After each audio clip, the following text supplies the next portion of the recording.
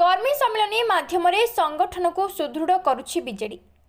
गंजाम जिला शेरगढ़ ब्लॉक नरेंद्रपुर कामाक्षी मंदिर प्रांगण में शेरगढ़ बिजु जनता दल पक्षरु कर्मी सम्मेलन अनुष्ठित होइथिला। बीजेडीर एही सम्मेलन में आगामी पंचायत निर्वाचन 2027 और 2029 निर्वाचन को दृष्टि रखी तृणमूल स्तर में बीजेडीर संगठन को किपरि सुदृढ़ करा से नहीं आलोचना होइथिला। एथिरे आसिका सांसद प्रार्थी रंजिता साहू समेत बीजेडीर आगधाड़ीर नेता माने जोगदे कर्मी मानकु उत्साहित करथिले। एही कर्मी सम्मेलन माध्यम गंजाम रे बीजेडी पुणी थरे तार संगठन को सुदृढ़ करने को प्रयास करुछे।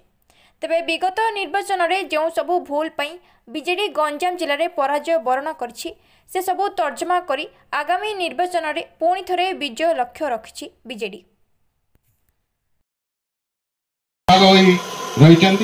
वर्तमान आसंता इलेक्शन पाई आमे से मतभेद दूर करवा एवं आमर पंचायत स्तर में किंदी आमे भल धरण रिजल्ट करवा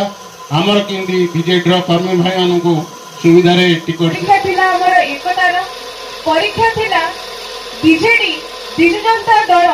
ओडिशा पाई देखिथिबा जो स्वप्न अछि जो मिशन अछि नवीन बाबू को नेतृत्व रे जो ओडिशा रो विकास पाई जो से संकल्प नैथिले ओडिशा को एक नंबर करिबा पाई जो संकल्प नैथिले तार परीक्षा थिला।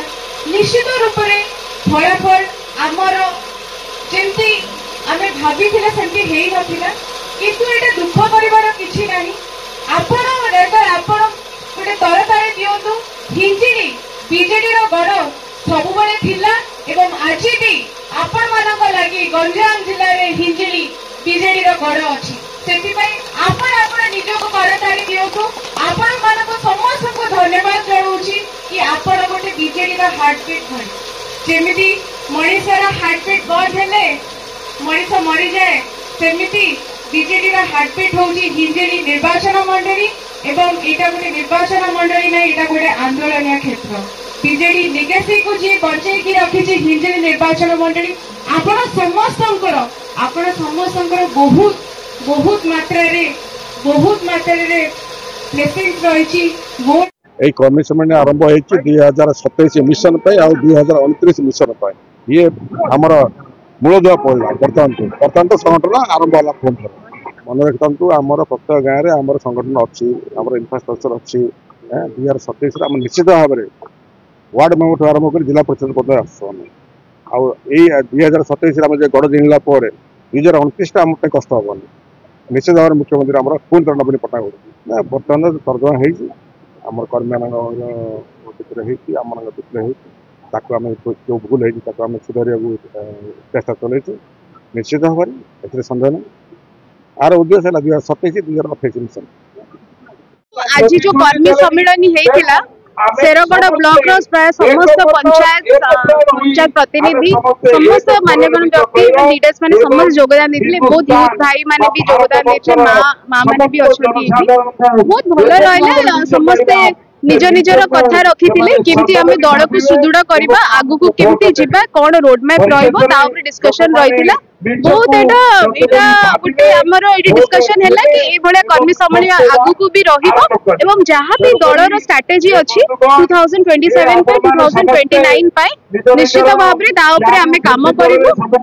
दल को सुदृढ़ करूँ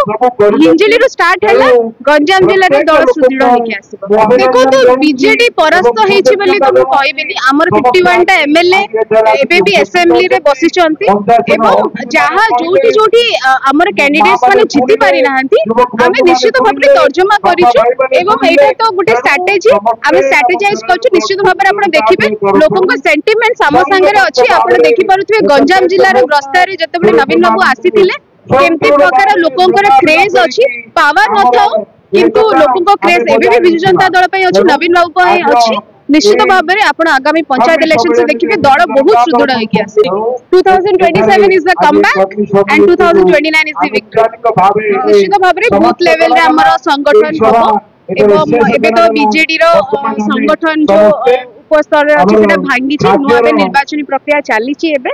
एप्रिल सुधा सेटा समाप्त हबो एवं आपण देखिबे घर घर बुली पुणी बीजेडी जो कर्मी अछन एक्टिवेट हेबे एवं आगु आसे।